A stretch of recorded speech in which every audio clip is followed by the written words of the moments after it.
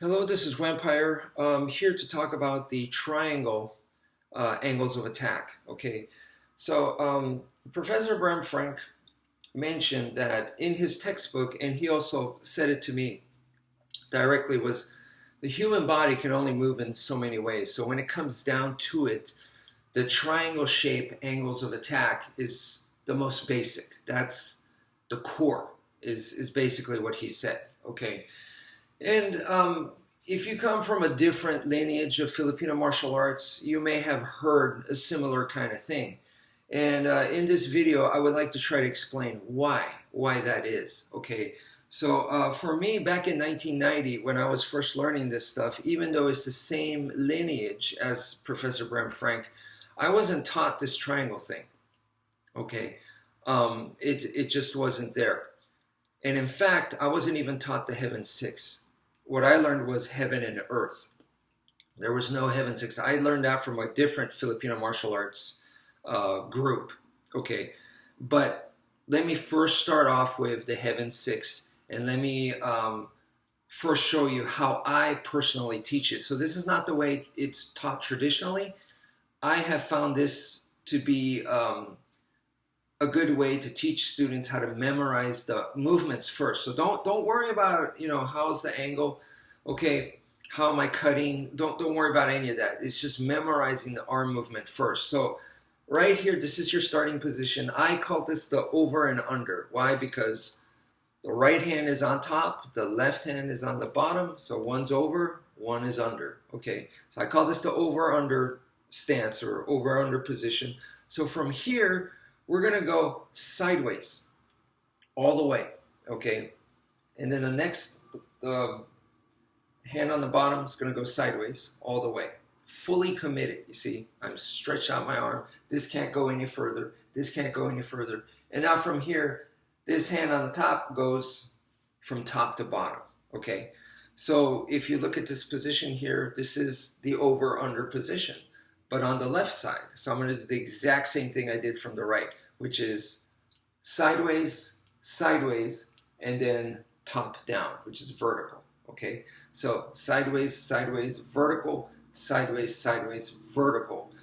The way that I like to say it to help people remember it is from here, you're gonna go scarf, open your wing, waterfall, scarf, open your wing, waterfall, scarf, wing, waterfall, scarf, wing, waterfall. And I have a pretty good rate with my students, when they first come in and I show them this for the first time. I think it really helps them remember this and able to retain it better this way, okay? But the next part, what we need to do is we need to start making this more realistic, okay? So when you start making this more realistic, the first thing is the sideways movement, which is the first two movements right here. 1, 2, we're going to change that into diagonal movements. So the same could be said for coming from the left side. So rather than doing this, scarf and wing, we're going to make them into diagonal movements. So that's going to look like this. Right here, I'm going to go diagonal. Now I'm slashing down, and then waterfall. And same thing from this side. Diagonal, diagonal, waterfall. Okay, 1, 2, waterfall, 3, 4, waterfall. Okay, so when you're making this diagonal motion, the diagonal line, we know from sparring that the diagonal line is harder for a person to deal with. So if I come straight down, your brain recognizes that. And if I come fully sideways, your brain, once again, is easier to recognize that. I come in diagonal, your brain goes, wait a minute, it's not exactly vertical, it's not exactly horizontal. What is that? So your brain might get a little bit more confused, and that is to our advantage. That tiny bit of hesitation, some people have it more than others. Some people be like, whoa, that threw me off guard. I know how to deal with a horizontal. I know how to deal with this. I don't know what's up with this diagonal? So it just depends on the person, but we try to take advantage of that. So it makes sense to try to go to a diagonal line, okay? So once again, going diagonal, diagonal, and then vertical, right? So the concern here is from here, we go diagonal, which is fine. And then this next one, people go, they find this awkward. They feel like this arm's trapped, okay? That their left hand is now kind of trapped. They got to go around it. And that's part of the training is to not collide elbows. Okay, boom. You just come here 2 and then 3. 4, same thing on this side. 4, 5, you see, smooth. And then 6. But I understand people can have a hard time with that. So one of the things that I recommend is raise your arms, okay? So right here, slash, and then you go, raise the arm, slash down. No problem then. And then here's your vertical. Slash, raise. If you're having trouble just doing this, raise, and then bring it down, and then vertical, okay? That raising of the arms can really help you when you're going empty hand. So you're going empty hand, and you're going, this could be defensive, okay? So think of Floyd Mayweather with the Philly shell, because that's essentially what the over-under is. So from here, boom, I can use this defensively, and look, defense, defense, and this gives me because I'm raising it now, I'm able to protect the skull, the head. Boom, boom, and here we go. Okay, so by raising it, I'm able to raise the shield, essentially. So it's a good thing to explore, okay, especially for empty hand. So anyway, back to here. Diagonal, and then for this diagonal, it shouldn't be a problem. But if you feel like, I don't feel like I'm getting enough power, then raise it. But even then you go, that raising is a little bit awkward, then you could just go sideways right here. You just go horizontal. So once again, from here, diagonal, horizontal, vertical. So now it's 3 different angles I'm putting in. Same from this side, diagonal, horizontal, vertical. The horizontal is almost a sneaky shot because I'm coming here, boom, and then here. This just cuts right out from a lower line, all right? And that's where we finally get heaven and earth, okay? So once again, diagonal here, this is to the head, the top region, so that's why it's called heaven 6. Heaven 6 is normally all 6 of my attacks are for here, the top area. That's why heaven 6, right? So this one diagonal, this one goes here. This is not on the top plane. So this is what we call earth plane, right? So that's why it's called heaven and earth. And then boom, heaven, earth, boom, right? So that's where the earth comes in. Now, when you're doing partner drills,